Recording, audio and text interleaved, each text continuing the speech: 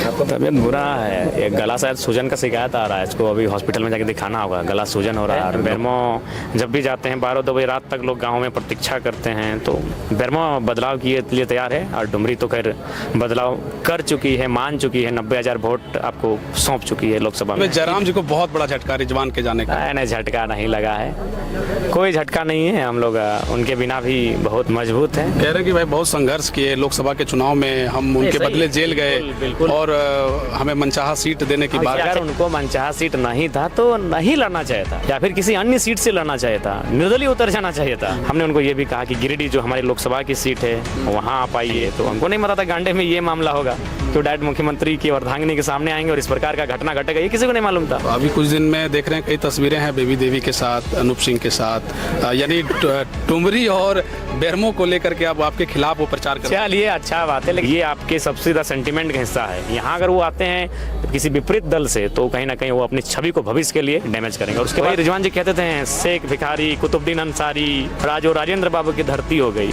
पूरा बड़वा बड़ा ही मुस्लिम बस्ती है, वहाँ सिर्फ एक बुजुर्ग व्यक्ति का शायद 22 या 20 एकड़ जमीन गया है सीसीएल में, और उनको अभी तक ना नियोजन मिला है, ना उचित पैसा मिला है, और नहीं मिलने के कारण है अनूप सिंह। और आज उसी कौम का एक बेटा जाके कह रहा है अनूप भैया ये राजेंद्र बाबू की धरती है। बहुत दिल के साफ हैं, भले दिमाग के कैसे है नहीं मालूम। डुमरी और बेरमो में कितना अंतर पा रहे हैं? बेरमो में भी संघर्ष लग रहा है, क्योंकि बेरमो का थोड़ा सा जो इतिहास है वो विपरीत रहा है, वो झारखंडी के पाले में वो सीट जाती ही नहीं है। अब हेलीकॉप्टर घूमने लगेगा, आप बहुत बयान दे चुके हैं, स्कॉर्पियो हावी है आप।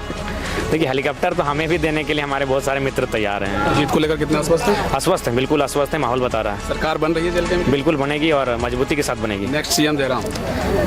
ये जनता तय करेगी। डुमरी में जबरदस्त घमासान है, चुनाव की तारीखें धीरे धीरे जैसे ही नजदीक आ रही है, तमाम राजनीतिक दल अपने अपने प्रयासों में हैं। इस वक्त हमारे साथ जयराम जी हैं। कैसी है तबीयत?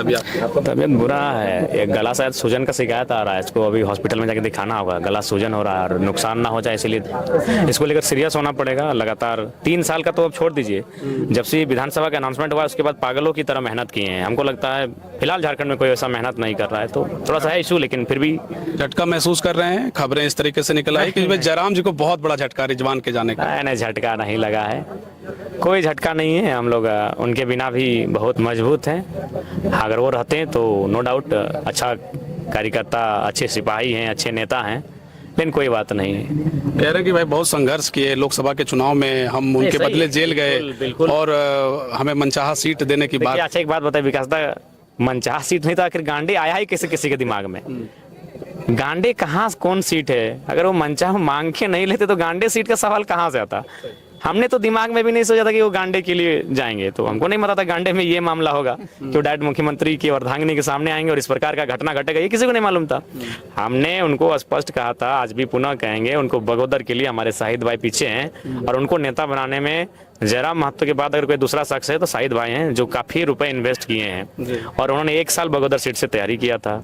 हमने उनको ये भी कहा कि गिरिडीह जो हमारी लोकसभा की सीट है वहाँ आप आइए, तो ऐसा नहीं है। लेकिन गांडे सीट तो किसी के माइंड में था ही नहीं, अगर वो ऐसा बोल रहे हैं तो गलत बोल रहे हैं। तो गांडे सीट का उनके कुछ साथियों ने शायद उनको चयन करने के लिए कहा होगा कि वहाँ शायद कुछ इस प्रकार का मामला सेट हो सके, लेकिन खैर जो होता है, जैसा होता है अच्छा ही होता है। अब वो जहाँ रहे खुशहाल रहे, उनके लिए हमारी दुआएं दिल से हैं। तो अभी कुछ दिन में देख रहे हैं कई तस्वीरें हैं बेबी देवी के साथ, अनूप सिंह के साथ, यानी टुमरी और बेरमो को लेकर के अब आपके खिलाफ वो प्रचार कर। चलिए, अच्छा बात है, लेकिन ठीक है। आप देखिए, वो जेएमएम में चले गए थे, उनको संथाल परगना, रांची इत्यादि क्षेत्रों में जेएमएम के लिए कार्य करना था, लेकिन देखिए वो अपने कुछ पल के फायदे के लिए यहाँ के लोगों के प्रति अपनी नकारात्मक छवि प्रस्तुत कर रहे हैं। जो जनता उनसे प्यार करती थी, उनके दिलों में उनके लिए घृणा का भाव उत्पन्न हो रहा है। क्योंकि आप अगर डुमरी प्रचार करेंगे जयराम महतो के खिलाफ, टुंडी प्रचार करेंगे, तो घृणा का भाव उत्पन्न होगा ही, क्योंकि वहाँ के लोगों ने, देखिए, पार्टी से बिछड़ना अलग होना अलग होता है, लेकिन एक अपना एक प्रोटोकॉल और मर्यादा होता है। उस मर्यादा को अगर तोड़ के यहाँ कार्य करते हैं तो हमें कुछ नहीं होगा, लेकिन उनका जो एक समर्थक, जो उनको एक पूजनीय व्यवहार था, उनके लोगों के दिल में जो इमेज था, उस इमेज पे कहीं ना कहीं धक्का लगेगा कि भाई जिस शख्स को हम लोग पांव धो के घर घुसाते थे, जिस शख्स की तिलक आरती करते थे, माला पहनाते थे, अगर वो यहाँ आकर इस प्रकार से हम लोग के विपरीत दिशा में कार्य करेगा, वो करे ना भाई। जेएमएम जो इनके संथाल परगना का बोलिए प्रभारी बना दे पूरे 6 जिला का, और वहाँ कार्य करें। लेकिन यहाँ आपका ये जो उत्तरी छोटानागपुर का जो कोयलांचल का हिस्सा है, ये आपके सबसे ज्यादा सेंटिमेंट का हिस्सा है। यहाँ अगर वो आते हैं किसी विपरीत दल से, तो कहीं ना कहीं वो अपनी छवि को भविष्य के लिए डैमेज करेंगे। और उसके बाद उनका इंटरव्यू हम देख रहे हैं, हंसी नहीं रोक पाए जब वो बोले ये राजेंद्र बाबू की धरती है। देखिए राजेंद्र बाबू दुनिया में नहीं, उनका हम सम्मान करते हैं जो व्यक्ति नहीं है, लेकिन आज देखिए लोग कैसे यूटर्न लेते हैं। अरे ठीक है, दल में चले गए थे, अगर राजेंद्र बाबू की धरती है तो फिर शेख भिखारी की धरती नहीं रही, इसका मतलब ये वही रिजवान जी कहते थे शेख भिखारी कुतुबुद्दीन अंसारी, आज वो राजेंद्र बाबू की धरती हो गई। आज बड़वा बेरा में एक मुस्लिम बेचारा बेड में है, उसका शायद 20-22 एकड़ गया है CCL में, आज वो उसकी धरती नहीं रही अब रिजवान के हिसाब से। और वो उसकी जमीन के बदले इंसाफ नहीं मिलने का कारण अनूप सिंह है। जी रिजवान जी अगर सुनेंगे, वो बहुत वॉच करते हैं, एक पूरा बड़वा बड़ा ही मुस्लिम बस्ती है, वहाँ सिर्फ एक बुजुर्ग व्यक्ति का शायद 22 या 20 एकड़ जमीन गया है CCL में, और उनको अभी तक ना नियोजन मिला है, ना उचित पैसा मिला है, और नहीं मिलने का कारण है अनूप सिंह। और आज उसी कौम का एक बेटा जाके कह रहा है अनूप भैया ये राजेंद्र बाबू की धरती है।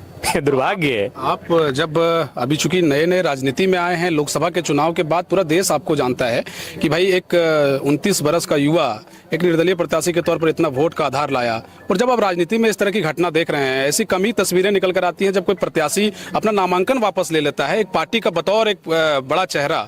ऐसे में आप राजनीति को क्या लगता है कि किस तरह राजनीति किस दिशा में जा रही है? आज की युवा पीढ़ी जो है ठगा महसूस कर रही है। बार बार उनको कह रहा हूँ, अगर उनको मनचाहा सीट नहीं था तो नहीं लड़ना चाहिए था, या फिर किसी अन्य सीट से लड़ना चाहिए था, निर्दलीय उतर जाना चाहिए था। लेकिन नॉमिनेशन वापसी का 24 सालों में पहला इतिहास है कि कोई नॉमिनेशन के मैदान से भाग गया। चलिए रिजुदा जहाँ रहे खुश रहे, बहुत दिल के साफ हैं, भले दिमाग के कैसे है नहीं मालूम। तो एक भरपाई किया जा रहा है, अभी देख रहे हैं कि एआईएम के पार्टी जो है उनके कई लोग नहीं, रिजवान जी अगर हमारे दल में आज होते भी ना तो भी ये लोग हमारे साथ जुड़ते हैं, कल भी जुड़ेंगे, तो ऐसा नहीं है। बाकी मुलाकात होते रहेगी, सवालों जवाबों का सिलसिला चलेगा। एक अंतिम तौर पर हम ये जानना चाहते हैं आपसे कि डुमरी और बेरमो में कितना अंतर पा रहे हैं? देखिए डुमरी संघर्ष ज्यादा किस सीट पे लग रहा है? संघर्ष हमें दोनों सीटों पे लग रहा है, बेरमो में भी संघर्ष लग रहा है, क्योंकि बेरमो का थोड़ा सा जो इतिहास है वो विपरीत रहा है, वो झारखंडी के पाले में वो सीट जाती ही नहीं है, तो लेकिन फिर भी वहाँ भावनात्मक और एक अलग ही माहौल है। बेरमो जब भी जाते हैं 12-2 बजे रात तक लोग गाँव में प्रतीक्षा करते हैं, तो बेरमो बदलाव के लिए तैयार है, और डुमरी तो खैर बदलाव कर चुकी है, मान चुकी है, 90,000 वोट आपको सौंप चुकी है लोकसभा में। एक केंद्रीय अध्यक्ष होने के नाते एक सवाल गांडे के लोगों के लिए, जो आपके कार्यकर्ता हैं वो ठगा महसूस कर रहे हैं जी, उसको लेकर के आप क्या निर्णय? हमारे पूरे साथी ठगा हुआ महसूस कर रहे हैं, तो जाहिर सी बात है वो उनको यही कहेंगे वो अपनी एक विवेक से एक बैठक करें, जितने हमारे पुराने साथी हैं, और आप एक किसी ऐसे उम्मीदवार जिन्होंने नामांकन दाखिल किया है इंडिपेंडेंट या फिर कोई नए राजनीतिक दल से, आप उनके नाम पर सहमति का प्रयास करें। ये 1-2 दिन में आप क्लियर करेंगे? हाँ, ये हम जिला कमेटी के निर्णय के आधार पे करेंगे, उसमें केंद्र का कोई रोल नहीं रहेगा, वो जैसा निर्णय वहाँ हमारे पास भेजेंगे उसको हम लोग अप्रूवल करके। अब हेलीकॉप्टर घूमने लगेगा, आप बहुत बयान दे चुके हैं, स्कॉर्पियो हावी है आप? देखिए हेलीकॉप्टर तो हमें भी देने के लिए हमारे बहुत सारे मित्र तैयार हैं, लेकिन उचित नहीं हमें लेना, हम लोग स्कॉर्पियो से ही हेलीकॉप्टर की सभाओं का मुकाबला करेंगे। इतने प्रत्याशी को चुनावी दंगल में आपने उतारा, खूब फोन कॉल आता होगा कि भाई हमारे यहाँ आप आ जाइए। नहीं देखिए उनको बोल दिए हैं कि देखिए समय नहीं है, इसीलिए जो हम लोग का सीमा है जो धनबाद बोकारो सामने पड़ता है 2 घंटा में आ जा सकते हैं, तो उन सीमाओं में प्रचार होगा, बाकी जगह हमारे स्टार प्रचारक जाएंगे, कैंपेनिंग करेंगे। जीत को लेकर कितना आश्वस्त है? आश्वस्त है, बिल्कुल आश्वस्त है, माहौल बता रहा है। सरकार बन रही है जेल कैंप? बिल्कुल बनेगी और मजबूती के साथ बनेगी। Next CM Jairam? ये जनता तय करेगी। चलिए ठीक बात है। देखिए जयराम जी को आप सुन रहे थे, और यहाँ आपको बता दें कि यहाँ जो है डुमरी में के नावाडी में आज जो है एआईएम की पार्टी के कई कार्यकर्ताओं ने जेल कैंप का दामन थामा है, और विशेष करके रिजवान क्रांतिकारी को लेकर के कई तरह के सवाल जो है आप इन दिनों देख रहे होंगे, उसको लेकर के एक भावनात्मक रूप से जयराम महतो ने अपनी बात रखी है। देखना दिलचस्प होगा कि दूसरे चरण में जब यहाँ मतदान होंगे तो किस तरीके के नतीजे 23 नवंबर को निकल कर आएंगे। फिलहाल जयराम महतो को लेकर के जिस तरह के कयास रिजवान क्रांतिकारी को लेकर लगाए गए कि भाई बहुत बड़ा झटका हो सकता है, लेकिन जयराम जी कह रहे हैं कि भाई हमें किसी तरह का नुकसान नहीं है। अब देखना दिलचस्प होगा कि आने वाले दिनों में क्या कुछ होता है। खबरों के साथ हम आपको जोड़े रखेंगे, देखते रहिए समाधान। कब तक बहुत शुक्रिया, बहुत धन्यवाद, जय हिंद।